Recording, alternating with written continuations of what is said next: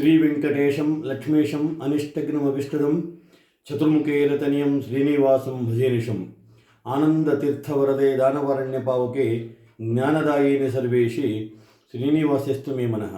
ಕೃಷ್ಣಾಯ ವಾಸುದೇವಾಯ ದೇವಕಿ ನಂದನಾಯ ಚ ನಂದ ಗೋಪಕುಮಾರಾಯ ಗೋವಿಂದಾಯ ನಮೋ ನಮಃ.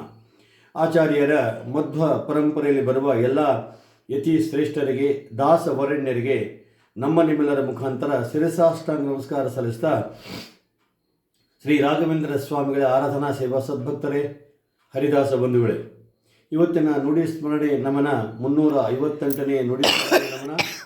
ಈ ಒಂದು ಭಾಗದಲ್ಲಿ ನಮಗೆ ಯತಿಗಳಲ್ಲಿ ಯತಿಶ್ರೇಷ್ಠರಾದ ಸಜ್ಜನ ಸಭ್ಯ ಅಂತ ನಾವೇನು ಕರಿತೀವಿ, ಅತ್ಯಂತ ಯತಿಗಳಲ್ಲೇ ಒಂದು ಒಳ್ಳೆಯ ಸ್ಥಾನವನ್ನು ಪಡೆದಕ್ಕಂಥ ರಘುನಾಥ ತೀರ್ಥ ಶ್ರೀಪಾದಂಗಳವರ ಆರಾಧನಾ ಮಹೋತ್ಸವ ಕೂಡ ಬರ್ತಾ ಇದೆ. ಅವರ ಪೂರ್ವಾಶ್ರಮದ ಹೆಸರು ವಿಷ್ಣು ಶಾಸ್ತ್ರಿಗಳು ಅಂತ ಹೇಳಿ, ಅವರಿಗೆ ಆಶ್ರಮವನ್ನು ಕೊಟ್ಟು ರಘುನಾಥ ತೀರ್ಥರಂಥೇಳಿ ನಾಮಕರಣ ಮಾಡಿದವರು ವಿದ್ಯಾನಿಧಿ ತೀರ್ಥ ಶ್ರೀಪಾದಂಗಳವರು.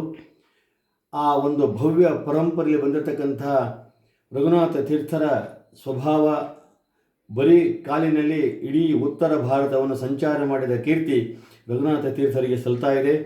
ಅವರ ಒಂದು ಕಾಲದಲ್ಲಿ ಅತ್ಯಂತ ವಿಜಯನಗರ ಸಾಮ್ರಾಜ್ಯಕ್ಕೆ ಅತ್ಯಂತ ಬೇಕಾದವರು ಅಂತ ಹೇಳಿದರೆ ರಘುನಾಥ ತೀರ್ಥ ಶ್ರೀಪಾದಂಗಳವರು. ಹೀಗಾಗಿ ಎಲ್ಲ ಹರಿದಾಸರು ಅವರನ್ನು ಹಾಡಿ ಕೊಂಡಾಡಿದ್ದಾರೆ. ವ್ಯಾಸರಾಯರಿರ್ಬೋದು, ಜೊತೆಗೆ ಪುರಂದರದಾಸರು, ವಿಜಯದಾಸರು, ಕನಕದಾಸರು, ಎಲ್ಲ ಹರಿದಾಸ ವರ್ಗ ಏನಿದೆ ಇವರನ್ನು ಕೊಂಡಾಡಿದ್ದಾರೆ. ಇವರು ಆ ಸಂಸ್ಥಾನ ಪೂಜೆ ಮಾಡತಕ್ಕಂತಹ ವಿಧಿವಿಧಾನವನ್ನು ಸಾಕಷ್ಟು ದಾಸವರಣ್ಯರು ತಮ್ಮ ಹಾಡಿನ ರೂಪದಲ್ಲಿ ಸಮಾಜಕ್ಕೆ ಕೊಟ್ಟಿದ್ದಾರೆ. ಅಂಥ ಸಜ್ಜನ ಸಭ್ಯ ಯತಿ ಶ್ರೇಷ್ಠರ ಸ್ಮರಣೆ ಮಾಡ್ತಕ್ಕಂತಹ ಭಾಗ್ಯ ಇವತ್ತು ನಮಗೂ ನಿಮಗೂ ಸಿಕ್ಕಿದೆ. ಸಾಕಷ್ಟು ಗ್ರಂಥಗಳನ್ನು ರಚನೆ ಮಾಡಿ ಮಧ್ವ ಸಮಾಜಕ್ಕೆ ಮಧ್ವ ಪ್ರಚಾರ ಮಾಡಿ ಸಾಕಷ್ಟು ವಿದ್ವತ್ ಸಭೆಗಳಲ್ಲಿ ಒಂದು ತಮ್ಮ ಆಚಾರ್ಯರ ಸಿದ್ಧಾಂತವನ್ನು ಮಂಡಿಸಿ ಗೆದ್ದಂಥ ಮಹಾನುಭಾವರು ರಘುನಾಥ ತೀರ್ಥ ಶ್ರೀಪಾದಂಗಳವರು. ಅವರ ವೃಂದಾವನ ಮಳಖೇಡದಲ್ಲಿದೆ. ಮಳಖೇಡ ಅಂದ್ಕೊಳ್ಳಿ ನಮಗೆ ನೆನಪಾಗುವುದು ಜಯತೀರ್ಥರ ಮೂಲ ವೃಂದಾವನ. ಅದರ ಪಕ್ಕದಲ್ಲೇ ರಘುನಾಥ ತೀರ್ಥರ ವೃಂದಾವನ ಕೂಡ ಇದೆ. ಯಾರಾದರೂ ಮಳಖೇಡಕ್ಕೆ ಹೋದರೆ ಜಯತೀರ್ಥರು ಸ್ಮರಣೆ ಮಾಡಿ ಅವರ ವೃಂದಾವನ ದರ್ಶನಕ್ಕೆ ಹೋದರೆ ನಮಗೆ ಗೊತ್ತಿಲ್ಲದೆ ರಘುನಾಥ ತೀರ್ಥ ಶ್ರೀಪಾದಂಗಳವರ ದರ್ಶನ ಕೂಡ ಲಭ್ಯವಾಗ್ತಾ ಇದೆ.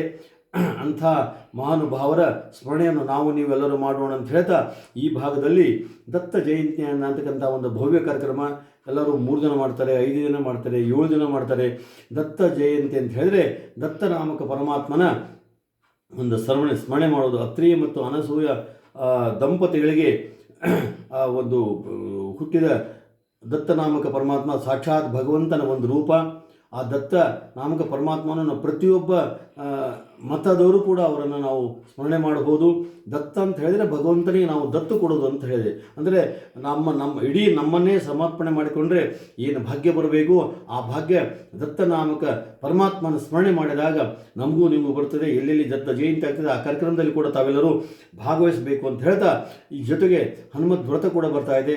ಡಿಸೆಂಬರ್ ಅಂದ್ಕೊಳ್ಳೆ ನಮ್ಮ ಯಂತ್ರೋದ್ಧಾರ ದಿವ್ಯ ಸನ್ನಿಧಿಯಲ್ಲಿ ಸಾಧಾರಣ 9 ರಿಂದ 10 ದಿನಗಳ ಕಾಲ ನಿರಂತರವಾಗಿ ಕಳೆದ 40 ವರ್ಷಗಳಿಂದ ನಡೀತಕ್ಕಂಥ ಹನುಮದ್ ವ್ರತ ಅದ್ಭುತವಾಗಿ ನಡೀತಾ ಇದೆ. ಚಕ್ರ ತೀರ್ಥದ ದಂಡೆ ಬೇರೆ ಸಾಕಷ್ಟು ಜನರು ಕೂಡ ಆ ಒಂದು ಕಾರ್ಯಕ್ರಮಕ್ಕೆ ಹೋಗಿ ಬರ್ತಾ ಇದ್ದಾರೆ.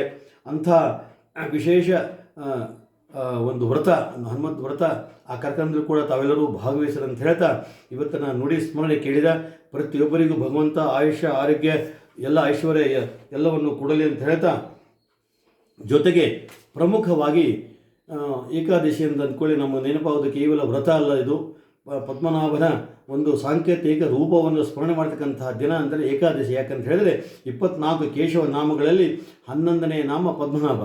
ಹೀಗಾಗಿ ಪದ್ಮನಾಭನ ಸ್ಮರಣೆ ಆ ಏಕಾದಶಿ ವ್ರತಕ್ಕೆ ಅತ್ಯಂತ ಸೂಕ್ತವಾದದ್ದು. ಆ ಏಕಾದಶಿ ದಿನದಲ್ಲೇ ಗೀತಾ ಜಯಂತಿ, ಅಂದರೆ ಗೀತಾ ಜಯಂತಿ ಅಂತ ಹೇಳಿದ್ರೆ ಸಾಕಷ್ಟು ಕೃಷ್ಣ ಪರಮಾತ್ಮ ಅರ್ಜುನನಿಗೆ ಗೀತೋಪದೇಶ ಮಾಡಿದ ದಿನ ಯಾವುದಂತ ಹೇಳಿದರೆ ಅದು ಏಕಾದಶಿ. ಆ 700 ಶ್ಲೋಕಗಳಿಂದ ಅರ್ಜುನಿಗೆ ಬಂದಿರತಕ್ಕಂಥ ಎಲ್ಲ ಸಂದೇಹಗಳನ್ನು ನಿವಾರಿಸಿ ವಿರಾಟ ರೂಪವನ್ನು ತೋರಿಸತಕ್ಕಂತಹ ಅದ್ಭುತ ದಿನ ಅಂತ ಹೇಳಿದರೆ ಅದು ಇವತ್ತು ಏಕಾದಶಿ ದಿನ, ಅಂದರೆ ಗೀತಾ ಜಯಂತಿ ಅಂತ. ಶ್ರೀಕೃಷ್ಣ ಅರ್ಜುನಿಗೆ ಉಪದೇಶ ಮಾಡಿದ ಕೇವಲ ಅರ್ಜುನಿಗೆ ಮಾತ್ರ ಮಾಡಿಲ್ಲ, ಯಾರ್ಯಾರಿಗೆ ಏನೇನು ಸಂದೇಹಗಳು, ನೀವು ಯಾರೇ ಸಾಧಾರಣ 1,00,000 ಗೀತೆಗೆ ಒಂದು ಟೀಕೆ ಟಿಪ್ಪಣಿ ಕೂಡ ಬರೆದಿದ್ದಾರೆ, ವ್ಯಾಖ್ಯಾನಕಾರರಿದ್ದಾರೆ. ಎಲ್ಲ ಪ್ರತಿಯೊಬ್ಬರ ವ್ಯಾಖ್ಯಾನ ಒಬ್ಬರು ಒಂದಕ್ಕೂ ಹೊಂದುವುದಿಲ್ಲ. ಯಾಕಂತ ಹೇಳಿದ್ರೆ ಆ ಗೀತದಲ್ಲಿ ಅವರ ದೃಷ್ಟಿಕೋನ ಏನಿದೆ ಆ ರೀತಿ ಎಲ್ಲರೂ ಪ್ರತಿಯೊಬ್ಬರು ಬರೆದಿದ್ದಾರೆ. ಇವತ್ತು ಕೇವಲ ಯುದ್ಧದ ಸಮಯದಲ್ಲಿ ಆ ಗೀತೆಯ ಬೋಧನೆ ಮಾಡಿದ ಶ್ರೀಕೃಷ್ಣ ಇವತ್ತು ನಮ್ಮ ಜೀವನದಲ್ಲಿ ಪ್ರತಿಯೊಂದು ಹಂತಗಳಲ್ಲಿ ಕೂಡ ನಾವು ಆ ಒಂದು ಗೀತಾ ಜಯಂತಿ, ಗೀತೋಪದೇಶ, ಅಲ್ಲಿ ಬರ್ತಕ್ಕಂಥ ಶ್ಲೋಕಗಳ ಶ್ರವಣ, ಮನನ, ಧ್ಯಾನ ನಾವೇನು ಮಾಡ್ತೀವಿ ನಿಜವಾಗಲೂ ನಮ್ಮ ಜೀವನಕ್ಕೆ ಒಂದು ನಾಂದಿ, ಸಾಧನೆ ಮತ್ತು ಶಾಂತಿ ಕೂಡ ಸಿಗತಕ್ಕಂಥ ಏಕೈಕ ಮಂತ್ರೋಪದೇಶ ಅಂತ ಹೇಳಿದ್ರೆ ಅದು ಗೀತೋಪದೇಶ. ಎಲ್ಲರೂ ಭಗವಂತನ ಶ್ರೀಕೃಷ್ಣ ಪರಮಾತ್ಮನ ಸ್ಮರಣೆಯನ್ನು ಮಾಡೋಣ ಅಂತ ಹೇಳ್ತಾ ಇವತ್ತಿನ ನುಡಿ ಸ್ಮರಣೆ 358ನೇ ನುಡಿ ಸ್ಮರಣೆ ಕೇಳಿದ ಪ್ರತಿಯೊಬ್ಬರ ಮನೆಯಲ್ಲಿ ಕೂಡ ಶುಭ ಕಾರ್ಯಗಳು ನಡೆಯಲಿ ಅಂತ ಹೇಳ್ತಾ ಎಲ್ಲರಿಗೂ ಅಭಿನಂದನೆಗಳು, ಅಭಿವಂದನೆಗಳು.